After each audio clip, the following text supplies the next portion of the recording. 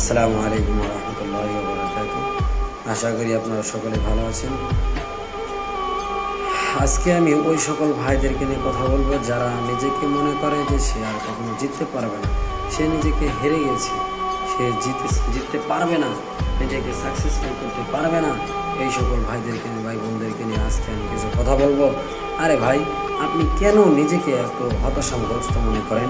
নিজেকে কেন জিততে পারবে না এমন মনোভাব তৈরি করেন? নিজের মধ্যে এই মনোভাবকে কেন সৃষ্টি করেন? আপনি আর কখনো জিততে পারবেন না। কেন? আপনি এই মনোভাবকে দূর করেন, আপনি অবশ্যই জিততে পারবেন। কারণ আপনি একবার জিতেছিলেন। আপনি হয়তো বা জানেন না, বিজ্ঞান বলে একজন প্রাপ্তবয়স্ক সুস্থ পুরুষ একবার সহবাস নির্গত হয়, তাতে 40 কোটি শুক্রাণু থাকে। লজিক অনুযায়ী ধরেন, মেয়েদের গর্ভে যদি সেই পরিমাণ শুক্রাণুর স্থান পেত, তাহলে 40 কোটি বাচ্চা তৈরি হতো। এই 40 কোটি শুক্রাণু মায়ের জরায়ুর দিকে পাগলের মতো ছুটতে থাকে। জীবিত থাকে মাত্র 300 থেকে 500 শুক্রাণু, আর বাকিরা এই ছুটে চলার পথে ক্লান্ত অথবা পরাজিত হয়ে মারা যায়। এই 300-500 শুক্রাণু যেগুলো চিনতে পেরেছে, তাদের মধ্যে মাত্র একটি মহাশক্তিশালী শুক্রাণু ডিম্বাণুকে ফার্টিলাইজ করে ডিম্বাণুতে আসন গ্রহণ করে। সেই ভাগ্যবান শুক্রাণু হচ্ছে আপনি, আমি অথবা আমরা সবাই। কখনো কি এই মহাযুদ্ধের কথা মাথায় এনেছেন? আপনি যখন দৌড় দিয়েছিলেন, তখন ছিল না কোনো চোখ, ছিল না হাত, ছিল না পা, ছিল না মাথা, তবু আপনি জিতেছিলেন। আপনি যখন দৌড় দিয়েছিলেন, তখন আপনার ছিল না কোনো সার্টিফিকেট, ছিল না মস্তিষ্ক, তবু আপনি জিতেছিলেন। আপনি যখন দৌড় দিয়েছিলেন, তখন আপনার ছিল না কোনো শিক্ষা, কেউ সাহায্য করেনি, তবু আপনি জিতেছিলেন।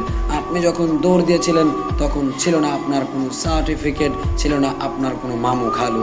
আপনি যখন দৌড় দিয়েছিলেন, তখন আপনার একটি গন্তব্য ছিল, এবং সেই গন্তব্যের দিকে উদ্দেশ্য ঠিক রেখে একাগ্র চিত্রে দৌড় দিয়েছিলেন, এবং শেষ অবধি আপনি জিতেছিলেন।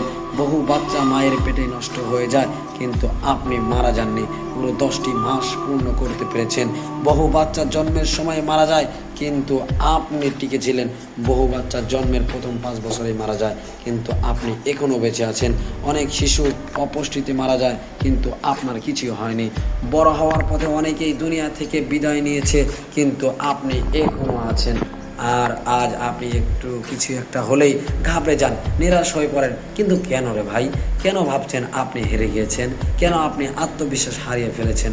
যখন আপনার বন্ধু বান্ধব, ভাই বোন, সার্টিফিকেট সব কিছু আছে, হাত আছে, পা আছে, শিক্ষা আছে, প্ল্যান করার মস্তিষ্ক আছে, সাহায্য করার মানুষ আছে, তবুও আপনি আশা হারিয়ে ফেলেছেন।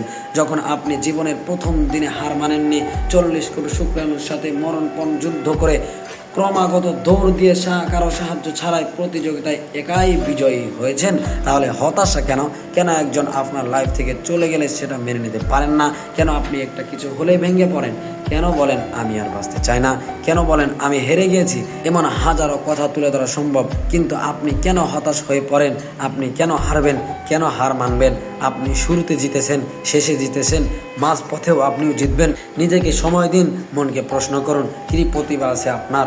মনের চাওয়াকে সবসময় মূল্য দিন, সবসময় আল্লাহকে স্মরণ করুন, দেখবেন আপনি জিতে যাবেন। শুধু নিজের মনের জোর নিয়ে যুদ্ধ করতে থাকুন, নিজে জিতে যাবেন। সুস্থ থাকুন, সবল থাকুন, এবং সঠিক সিদ্ধান্তের উপর অটল থাকুন। আপনি আমার জন্য দোয়া করবেন। আসসালামু আলাইকুম।